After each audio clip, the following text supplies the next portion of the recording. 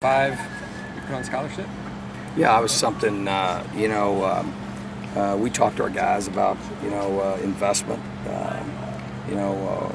Chip going into his 5th year, graduate. He's the only one we have. So Taylor said he's the only one left that he came in with. And what's interesting is most walk-ons quit after 6 months. And then there's the next group that quits after 3 years. I don't know if they run out of money or what, but the guys that have stayed on my team have always high percentage. We don't think of any that have stayed their entire career that haven't earned a scholarship. So obviously Simone, on the field, off the field, scholar baller this spring. We just felt like that he had earned it, and in every regard. And so we were excited to do that. It's pretty neat. I don't know if I think they videoed it. I don't know, but it's pretty cool. It's pretty good. The action of the team is what really was special. I don't think I've ever had a team react exactly like that. These guys really care about each other. And Fred Gamage is another guy that's earned it. Obviously played for us on the field a lot. Competing to be a starter. Both those guys compete to be starters. We felt like they, those guys. And then the other 3 guys are guys that have been here 3, 4, and going on 5 years. And not in the 3D. But guys that we feel like have earned it, worked hard. 2 of the guys are going to play special teams for us this year, and 1 guy's played scout team for going on 5 years. And we rewarded that, and also all those guys are 3.0 students and scholar ballers and doing things the right way and representing our program the way it's meant to. So. It's one of the things too. I want to build a program, and I think one of the things that it makes a statement about is I don't think there's a lot of schools around that are putting that much investment into their walk-ons. And I know our guys that are walking on here are motivated. Say, man, Greg, you work hard, you do things the right way, even if maybe you're not the best guy on the field, but there's a place for you. So it was a special day for us, and that's what we want to do, and we've done that since I've been here. We've been pretty. I like guys that have been here. I like to hire guys from within.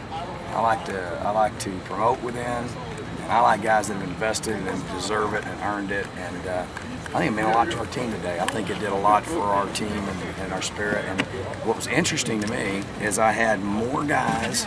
Every one of the guys that I gave a scholarship to, obviously, is a man coach, very emotional and thanked me. But I got more about all the other players. I'm saying, Coach, man, thanks for doing that. Man, that meant a lot to our team. That meant a lot to us. Those guys really deserve that. So it was kind of a cool deal. So I believe in that. So we'll see if it works. Have you guys talked at all yet about captains for this year's team? Taylor Kelly, Jamil Douglas, Damaris Randall, and Moray Nelson right now are the captains. I think there'll be more game day captains. We might look at it and see what we're going to do. But really off defense, we put Demore and Demarius, and we picked 2 off offense. Our 2 leaders in my mind are Taylor Kelly is the leader and Jamil Douglas. Those are the guys that are truly, if you said who are the captains, those are the captains. We obviously named 4, and the 2, Jamil and Taylor, had a lot to do with naming the other 2. So when did that happen? Tim, I don't know. When did I make? I know Taylor and Jamil. I did that before camp, before fall camp, and then when do I add the other 2? Probably about 2 days into camp. 2 days into camp. We should have announced that. Sorry. That was a lot easier than last year. It seemed like last year you weren't sure for a longer period of time. I think clearly the 2 best leaders on our team are clear, and Taylor is the leader.